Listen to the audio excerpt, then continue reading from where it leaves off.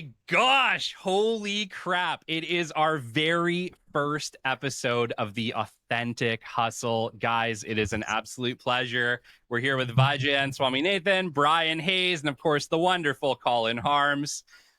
Guys, this is our very first episode, and it's our very first kind of effort at a live show. So please bear with us. We are learning this program. We're just a couple entrepreneurs and podcasters trying to figure our lives out. And my gosh, it's been a minute. And I think before we get started, Vijay, we just have to kind of chat about this, because I think me and you have wanted to do something like this for a while. We weren't really sure how we were going to do it, if it was going to be like a co-hosted thing, if we were going to do like a separate show or just guest on each other's shows. We all have the privilege of having our own podcasts, which makes it a fun situation, but none of us were doing lives yet. And I know each one of us, we were looking to push our boundaries here in 2025, and I can't really think of a better way to do it than a weekly live show together. And so, guys, I just have to say from the bottom of my heart, thank you so much for joining me and agreeing to do this, because I know it's not always an easy choice. No, it's not. Thank you. No, thank you, Kelly. It's an absolute honor and pleasure to do this. I think it's going to be fun. Let's dive in. Absolutely. So just for everybody listening, the premise of Authentic Hustle is we're four entrepreneurs. We're regular, everyday people.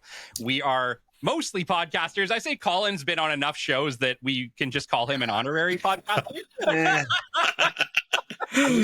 But I feel like the blue sky thinking show is coming sooner rather than later anyway. So we'll have him join the club when he gets here. But what we're thinking with this, guys, is a weekly variety show. Like I said, we all do our own podcast. We all have our own niches for that. You know, Vijay is doing Pathfinders. I'm doing the business development podcast. Bryan, what the heck is your podcast name at the moment? Nothing. No, I'm the other one that hasn't done one yet. You forgot about little old me. Well, I thought you had your liver up and running. Either way, it's coming. It's coming. Soon. You have the setup ready, Bryan, already. So I do. Yeah, courtesy of my fairly godfather. That's great. That's great. So, guys, you know what? We get it. Business is hard. Life is hard. We are just some genuine everyday people coming on here once a week to hopefully improve your day and leave you with some tidbits of hope, inspiration, and lessons. So let's just get to it. Vijay, I'm going to start with you, my brother. Oh, and it's 4 topics that none of us have talked about. So this is even more interesting. So we're coming in hot, Kelly. Coming in hot with BJ. Go. Coming in hot. All right, my man, lead us off. What is your topic for today? My topic, I've been thinking about for the last few days, what will be the right topic. I think one is around the current situation in terms of what's happening. And then one day there was a tariff, the other day was not. So a lot of things going on. But I think the long story short is, I think for countries, I think I want to pick a general topic that anyone can pitch into. So I think one topic, I think it has to be a way, we think about homes in terms of self-reliance. Tomorrow, if you're starting a new country and calling it Kelly or VJ or Bryan, whatever, right?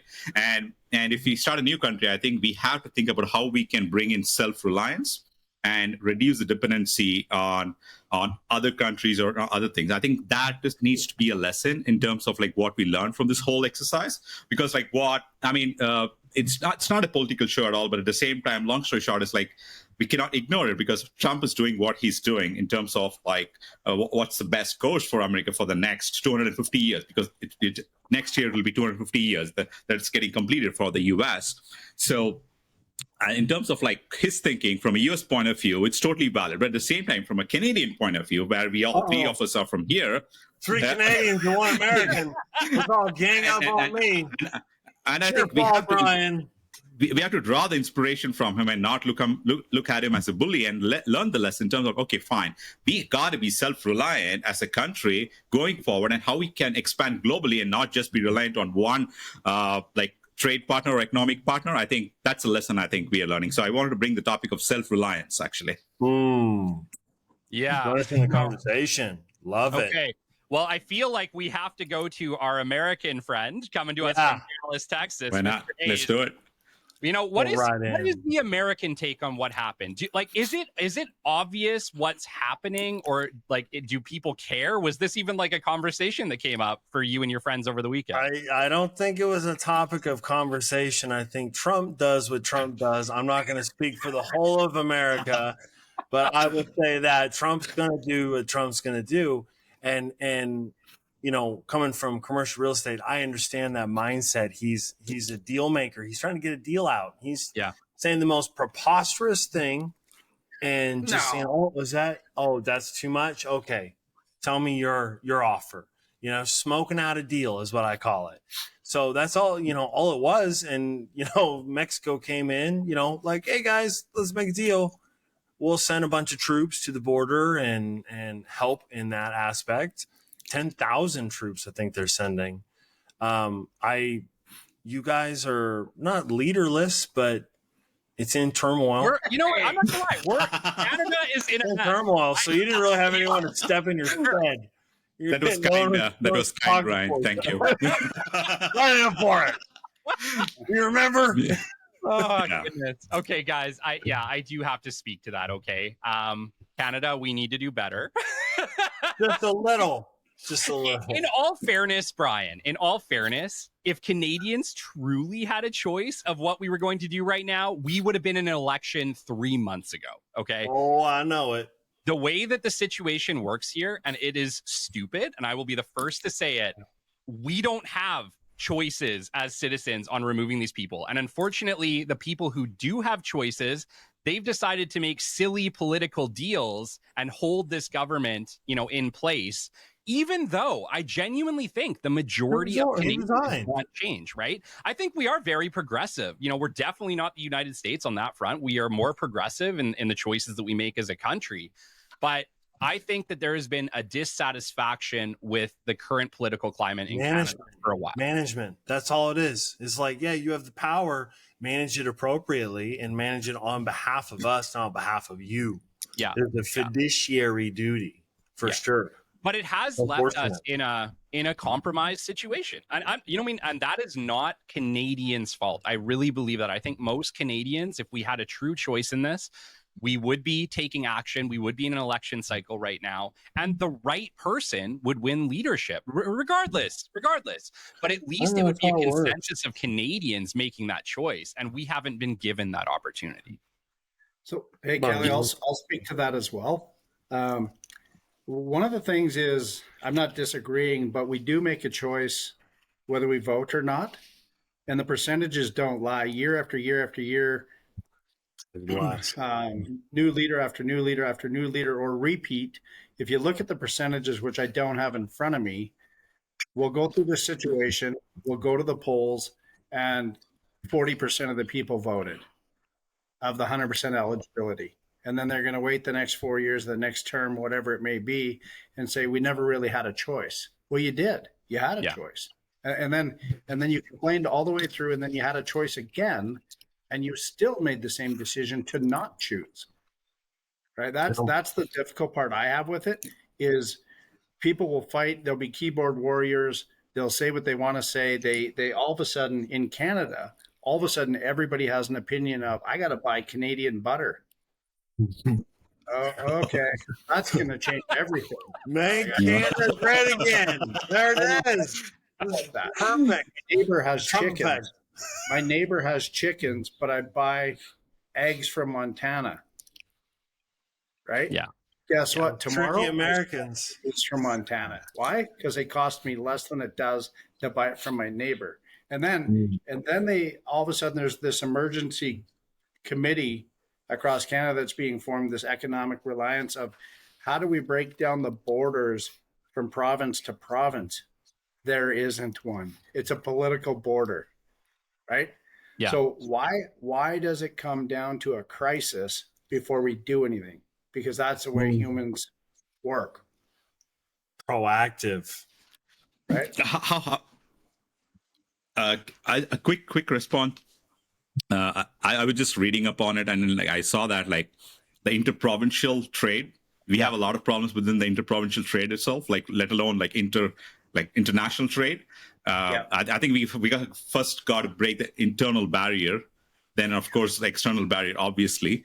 But that said, neither of the countries should bleed, neither Canada nor US. I think that's the way I look at it. I think the way Trump is, he's acting in the best interest of the US. So should our leaders for Canada, which has not been the case for the last like probably 8 or 9 or 10 years. It's a long time. That's a long time. Maybe I'm the odd man out here, okay? But I genuinely believe that tariffs are ridiculous on all sides. North America, Mexico, United States, Canada, we should have the freest trade on earth. Well, we should be able to exchange goods, no challenge, no problem across our borders. Here's the thing. I love American goods. There are Americans who love Canadian goods. We all benefit each other in so many ways. I'm not going to stop buying American goods. The reality is you guys just make awesome stuff. But here's the thing. Well, with China's help. Well, with everybody. There's no country on earth who is doing it all by themselves. And I think we just need to admit that and recognize that North America as a continent, we need each other. And because we need each other and we're stronger together, we got to figure it out, man. Somehow. Trend. Somehow. All right, coming in hot with the first topic, going political. We all know where you stand. You all picked a side of the road. Congratulations. Just kidding. Who's got the next topic? Why don't we take it to Colin? Colin. Yeah, let's take it to mine is, it's a word. It's optimism. I want to talk about optimism. We have two choices. We can be optimistic or pessimistic. Every day when we wake up, regardless of what the news is, regardless of what, we'll even put politics aside, whatever is you're facing today, what happened yesterday, you got two choices. You can be optimistic or pessimistic. Are you going to bury your head in the sand, or are you going to put your shoulders back, put your head up, and go for it? And Kelly alluded to that with everything that's going on in business, right? Are we going to bury our heads in the sand, or are we going to double down? Right? The people that win in any market, I don't want to use the word market, but in any market, are the ones that double down and go for it. Yeah. Let me literally my show today was on this. Sneak peek. My 2-year episode. I listened to it and I stole it. You pre-listened to it in your head. That's all. Yes. But absolutely. No, here's the thing. The people who choose to hunker down, and I'm a millennial, guys. I've been through this shit. I've been through 2008. I've been through 2015. Alberta got hammered in 2015, and we've been through COVID. But at this point, we've been through 3 major recessions.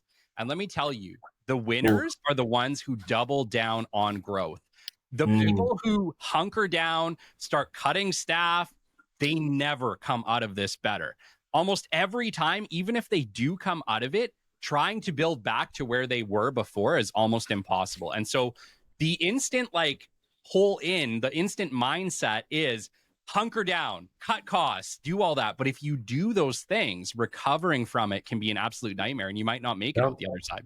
If you can change the mindset to, how can I continue to grow? How can I incentivize my sales teams to do better? How can we diversify our product and service? That's going to leave you in a much better spot.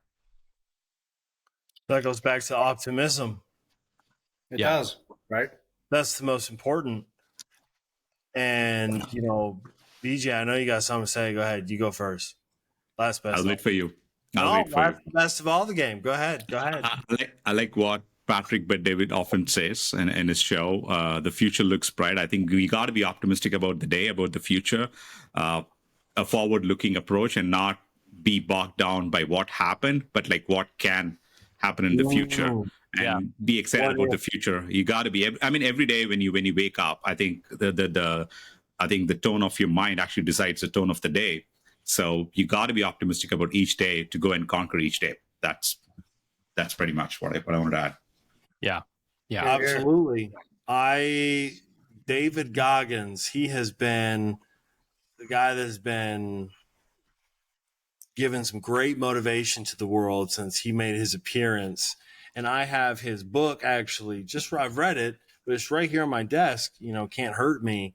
Yeah. I mean, that's how positive that is like, I will overcome whatever is in front of me. I will figure out a way. And that's the absolute, most best way to be optimistic, is taking continual action of, I don't know how it's going to go, but we're going in this direction. There's a reason you want it. So if you're already in pain, keep going through pain, and at least you get a payment on the other side. Yeah. Yeah. Colin, I have a question for you, my brother. Sure. You are one of the most positive people I know. And whenever I'm down, I can give you a call and you build me up. So thank you for that. Thank you for everything. Honestly, our friendship means a ton to me. But one of the things, here's the thing. We've had a couple talks over the past couple weeks, and dude, this has been really hard on you.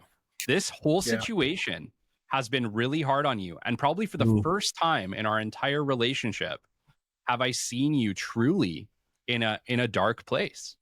And I want to talk to you about that, because it seems like you've been able to frame shift a little bit.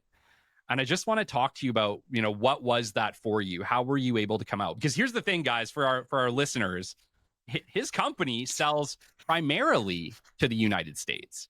And so this impact had major repercussions potentially for his company, which it sucks because it's not even like you really had control over that choice, right? It's like, oh, well, now we just got to play ball in this new field. But it was looking a little dark for a little bit, man. And I just want to chat with you because it seems like, you've been able to, you're still not 100% back, but you're pulling yourself out of it. And I want to talk to you about— How do you stay optimistic? Yes. How are you doing? Oh my goodness. How are you smiling? Yeah. You know what it is? I was finding myself, admittedly, going down a rabbit hole, clicking on the news, watching the headlines, because for the first time in history of my 52 years, it was live news, right? What's happening? Like, there's another comment. Is it getting better? Is there going to be a negotiation? No, there's not. There's not going to be a negotiation. This is what's happening. Unfortunately, I live in a country where I guess I haven't done anything about it either. Is when a leader resigns or a leader falls or a leader whatever, why is it that Canada is the only country that doesn't have a vice prime minister or somebody that actually steps up, right? Yeah. And what we do is we have opposing parties that do everything they can to not let a leader step up. Yeah. Right. So we're fighting within ourselves. So I was getting to a place where I'm like, you know what, I am a very happy person and I'm very optimistic. And I was getting like, okay, I believe in God and I believe I'm here for a reason and that everything happens for a reason. And then I'm thinking, okay, I bought a company and then COVID came in and everything we did was, there was a barrier set up. So I'm like, okay, we'll work our way around the edges. We'll figure it out. And we did. That made me very optimistic, right? Because I'm optimistic by nature. Achievement. Yeah, absolutely. Right. So we did it. And then I think we rode high on our horse saying, hey, we figured this thing out. We've got it. We're comfortable. The currency works well for us and export and import. It's the way it rolls. Then it came down to this, and it doesn't matter who the leader is or what the decision is. They're actually making a decision for their country, which is not being done for us. Well, it is. Not making a decision is making a decision. Right? We're inferior. Nobody can do anything about it. So I was getting to a dark place where I'm like, you know what? I don't see a positive outcome here. I want there to be, but wanting something and making it happen doesn't make it happen. For one time in my life, I was kind of where I thought, I don't think I can make a difference. I don't think I can will this to happen. Like at the end of the day, I'm a praying person. I prayed for a certain person to get in. He got in. Now I pray for him to get out. Yeah. Oh, God, you blessed me too much. Oh, that's so funny. And you know what? Thanks for your honesty. So good. Before is we might get what we want, but we won't want what we get. Right? It's going to be painful. It's going to be painful. I mean, everyone's hanging on it. Right. Here's the other thing. It doesn't have to be. Then quickly you reflect, and I look back at my business and I said, okay, there's more than one way to skin a cat, right? There's more than 9 ways to skin a cat. We look outside those borders. And then Kelly actually helped me with this. He said, who's your customer? And I said, well, 85% US. And he said, okay, well, from this point on, you have Canada, you have the US, and then you have international, right? US is a market. Very important one. But that's how we're going to look at it now. And I brought that back to my partners. And I said, hey, this is how we need to look at things. It's a new perspective. It's optimism. And you know what? It was like that. Boom. Okay, let's roll. And we start looking. That doesn't mean there's new opportunity. The United States is so important and so massive and so good to us. There's more opportunity within the United States. It's just we were looking at what comes to us and what we're used to. And I think where we get held down is when we live in the world of what we're used to. Right? So is it pushing you to potentially make your product in the US? Could or be. looking to? Right. Maybe assemble it there. Right. Yeah. Assembled. That's still made in. It's still made in. Right. Yeah. And you know what? Does that make a difference? Right. Like it may not make a difference. Like, fortunately for our business, regardless of tariffs, we're still competitive. Right. There you go. Think and optimism. And it makes us think, and it makes us smarter. It makes us more nimble. Right. And that's all we're going to do. And then I'm thinking is, okay, I can't let myself get down too far or too long. Right. But then you turn the news back on, and I'm like, holy shit, here we go again. I'm back in the hall. No joke. I turned the news on last night, and I said, I think we're safe. Yeah. They're going in a whole different direction. Your wife's like, this guy's crazy. We're in a abusive relationship with our neighbor. The one thing about Canada that no one has to worry about, we don't fight back. We get a lot of lip service, but as far as an enemy, all we're going to do is yell at you. You know what you did. You know, pissing me off over here, eh? Colin, we're at time here. So what I want to just kind of chat with you about quickly is, so is it just the fact that obviously the tariffs have been kicked back for 30 days that allowed you to bounce back? Like, if we wanted to summarize how you've been doing, like I said, I've seen a big improvement in you. Is it just that that little bit of time, or that optimism, or that hope that something could be different? Yeah, you know, my phone lit up, and the people that surround me, the first text was, I'm like, we got 28 days. Let's party. All right, Brian, sorry, we've been hammering you. Believe me, brother, we love you. That's all right. It's all right. It's all right. I'd be pissed too. You'll have your opportunity, I'm sure. Yeah. Well, anyway, it was such a pleasure, gents. Oh no, Weekly. It's your turn. We're not. I thought we were done. You said we're coming on time. Mr. Arms offer, you'd lose Still your got time for little Brian. All right, good. Just making sure. So, question here is a suit a power suit? Like, is it a powerful thing, or is it not? Or is it just our perception of the suit? So is it good to be casual versus formal?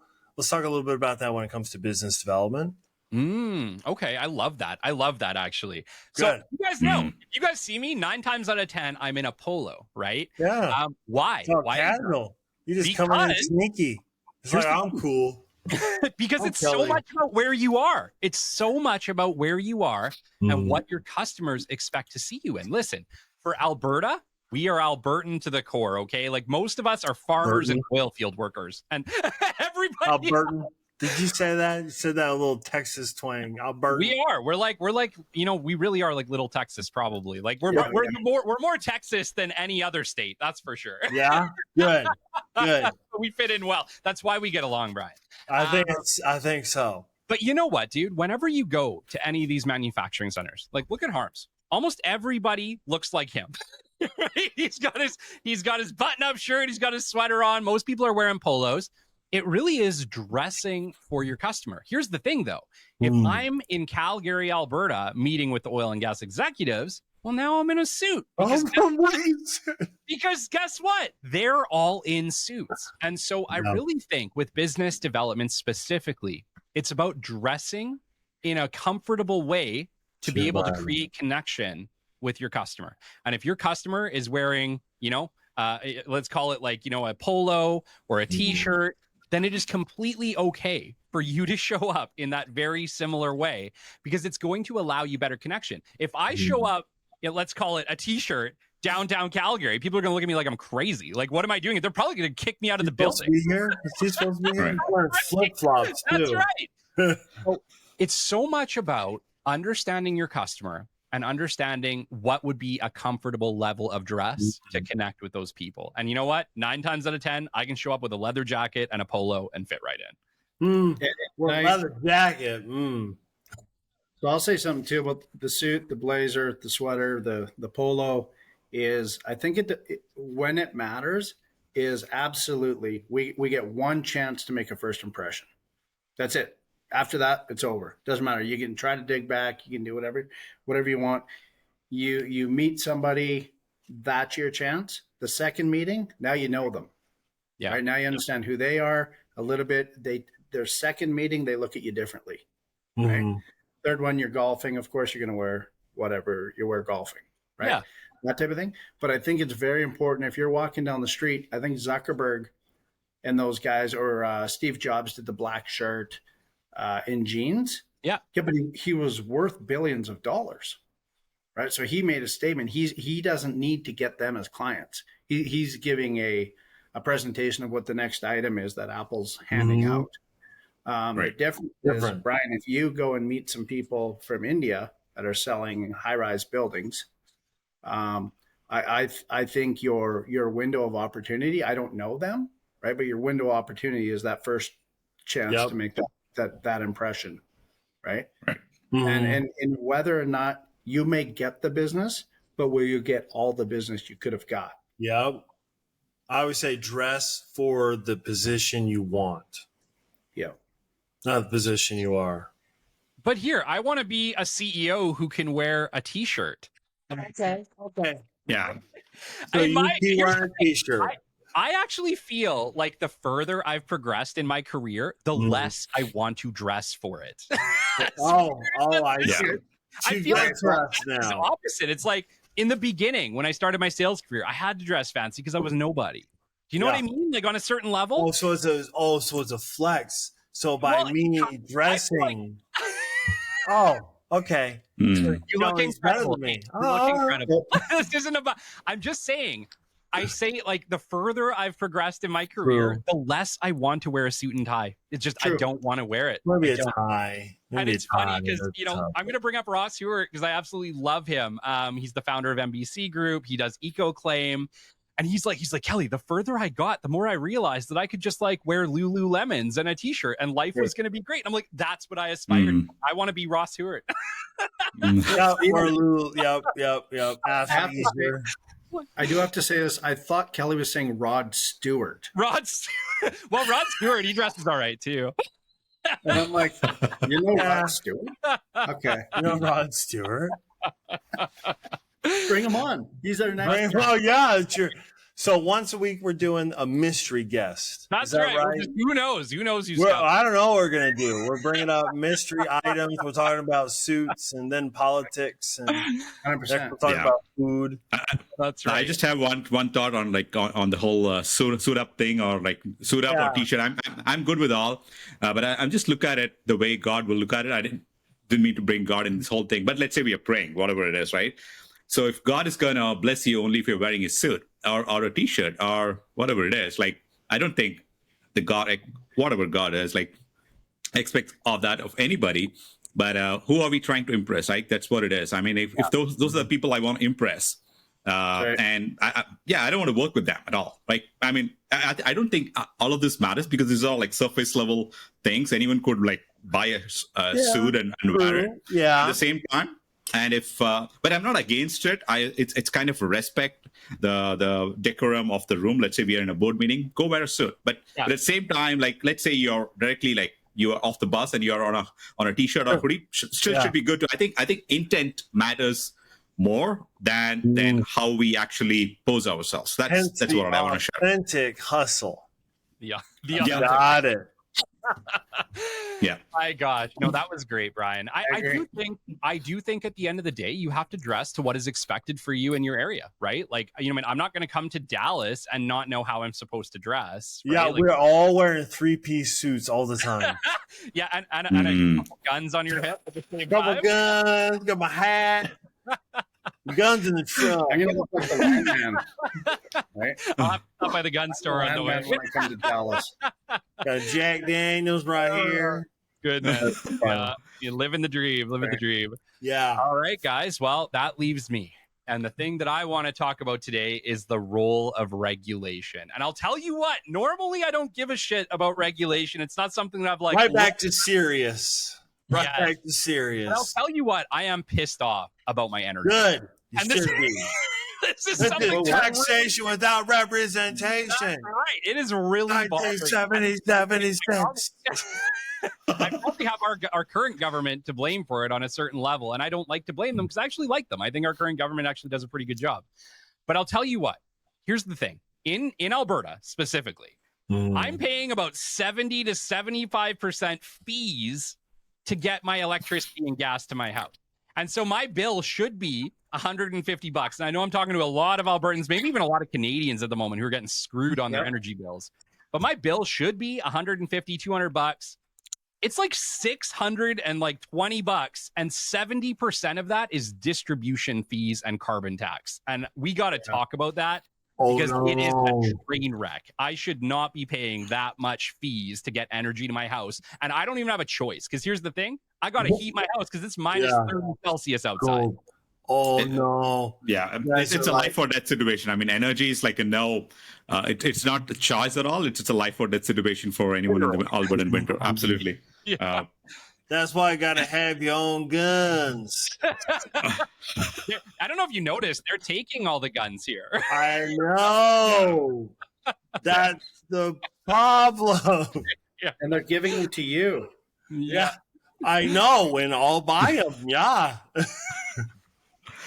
My goodness. Anyways, I wanted to have your regulation. I think the government should be really small, making sure that it keeps everyone on track. Kind of like bumpers in bowling. You don't want to hit them. You're not trying to hit them, but they're there. They're just making sure that someone doesn't go too far. That's illegal. Go too far. That's illegal. Right? Yeah. That's it. Yeah. You go in the gutter. Everything else. If you go outside of the, if you go outside of this, bumpers, you're in you go trouble. in. Yeah, outside of this, you're in trouble. They just got to watch these two right here. That's it. Everything else is left. I do wonder if it's that they simply can't enact it. Like, for instance, I think we only have a couple of energy companies that are actually handling the distribution. Like, it's funny because in Alberta, we pretend like there's all these options and you can choose variable and fixed rate. But guys, it affects 20% of your bill. Like, who gives a shit? It doesn't even matter what you're paying. We're talking about cutting costs. There's one cost we can cut real quick. That's right. Like, let's talk about distribution fees. Let's talk about carbon tax. And I get it. Carbon tax is hopefully going away. But what the heck, man? Like, why did we allow 70% of our bill to be distribution fees? Well, here's the thing, Kelly, too. It runs deeper than that. It runs into our cell phone providers and whatnot, the towers, the charges, the CRTC. Bryan, I don't know if you know, our cell phone bills, will be hundreds of dollars in charges, right? In different fees where that's not including the phone, right? And then, in the US, those could be $39 a month unlimited. Yeah. Right. And I kind of look at it like where Musk is or Trump or whatever, that somebody has to come in and just say, okay, enough is enough. And not just allow it to continue to go on at the expense of it's just evolving. It's picked up steam from when it started, where government has to be involved in everything. And I think, Right. no, I think it's a civilization. You know, that's what my founding fathers of the United States of America believed is, you know, the government of the people, for the people, by the people, and not for anyone else, not to enrich the government, to have more control. So that's just, it sucks we're in this situation, but, you know, we love you. We love you too. Like our, We love you too, red-haired stepchild. We love you. Kelly, I've got a gut feel of why this isn't going to change anytime soon, Oh, because we don't even have a prime minister. I was going to say, Mm. It's going to be a problem. oh no, who said it? Um, Oh, I resign. Oh my goodness. Yeah, don't you Right. think? Okay, there needs to be a rule. If the prime minister resigns, it's an immediate election. Okay, like there's no like waiting Yeah. 6 months. It Yeah. is immediate from the moment the word comes out of the mouth. It is an election. Yeah. Okay? We rule Canada. Let's do that. So- yeah. Let's just put it this way. We all can agree. You're as simple as it gets. Why? That is the highest position in the country. Like, let's take this serious, the highest position. But if you are in the first grade school and the teacher gets sick or something happens and there's no more teacher, the kids don't just run around all day. What are you doing? You know, we don't know what to do. We don't have a teacher. We don't have a teacher. When are you getting one? Don't know, because the grade 2 teacher says that guy's a schmuck and he shouldn't be it. So, you know what? So let's all come back tomorrow and do the Who's same living thing. it? So if we're outside of Canada, you could be a third world country, the most undisciplined, unorganized country. You don't even have to be a country. There's people that are not countries that are running better than we are. Like, think about it, right? So it's a poor analogy, but that's what's happening is we're a bunch of first grade kids running around with no teacher. Yeah, because Right? we're too busy Now- following all the rules and regulations we made on ourselves. We're just chasing our tail. You wanna throw a real wrench into that? Let's get involved in the trade war, Oof. Yeah. right? You can't make this up. Yeah, it is ridiculous. Like it is probably, you know what? We're gonna remember this. Like, Oh yeah. Oh yeah. like this is one of those Canadian That scar right here. That's 2025. Hey, you know what? I That actually made it out of something. I'm sticking to my previous guesstimate that 2025 is actually going to turn out to be a really great year. We just have to get through this part. I can Well, show you. Yeah. Yeah. I can No, say I that- just want to. Sorry, go ahead, Colin. Yeah, go ahead. No, I was just going to say, and that's my life of optimism. I have emails and texts and messages exactly that, Kelly, is people saying, hey, 2025 is going to be fantastic. And it is. Mm. Right? Outside of everything else, like I said, I won't belabor it, but we're going to be smarter because of it. I think we're going to be more influential because of it. We're going to touch more lives because of it.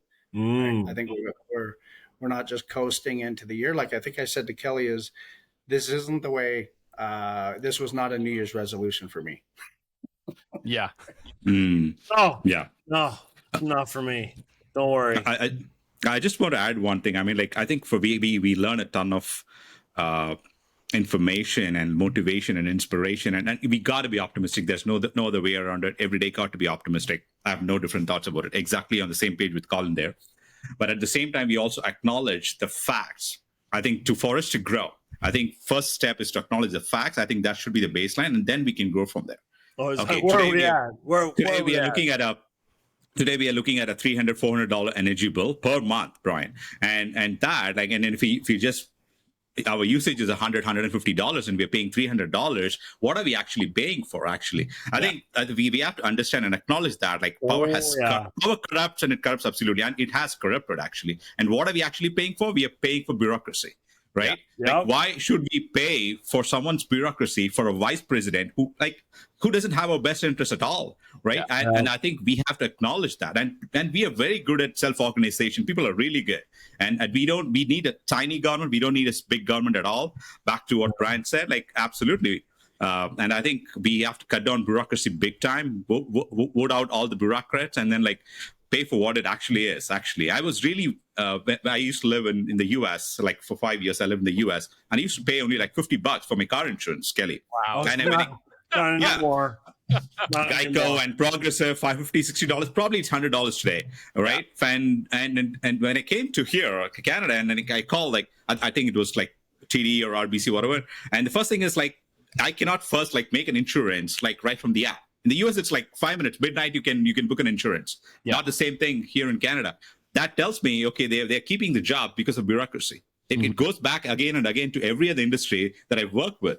So I think a country is suffering, not just Canada. I think so many across, even in Europe, in UK, in Australia, so many other countries are suffering just because of plain old bureaucracy, and we are all paying for the bureaucracy. Well, yeah, I think we have to make a choice there.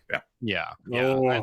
I think, I mean, I'm with Bryan at the end of the day. Like, I'm actually not for a lot of regulation, but I genuinely believe that things that are necessities of life. And here's the thing: insurance, don't have a choice. Heat, electricity, don't have a choice. Water, don't have a choice. Things that you don't have a choice, those need to be regulated in a fair way that is in the benefit of the people. No. Yeah. Your citizens, 100%. your area have representation. Absolutely. Yeah. I mean, our tax burden is nuts. And it's you're not paying carbon taxes yet. Almost. We didn't get tricked into that one. Golly. But yeah, that's unfortunate. But no, it is about who you vote. Absolutely. And votes matter, and lack of voting matters too. My fiance, she didn't sit on the fence on this one. She voted before me. Wow. Wow. And she didn't vote in 2020 the way that, I would have advised. And she now is like, yeah, you don't have to worry about my vote. Yeah, don't worry. Yeah. Well, that's it. I think things get so bad. Yeah, things are so bad. It's like, okay, all right. And it doesn't even matter. It's like we just ideas, change, right? We just need change one way or another. We need the change. Yep. And it comes with, just the regular people taking responsibility for it. Yeah. And cutting regulations allows for less friction for someone to do their life and serve as a politician. Yeah. Yeah. Well, that does take us to the end today. And for our listeners, this will not always be political. It's always political. It just It'll always be. There was no way to do this conversation today after last weekend and there not be some political discussion. But no, this will be a little bit of everything. But health, mental health, entrepreneurship, a little bit of politics. We can't really avoid it, but we're going to try to make sure that we bring some variety for you.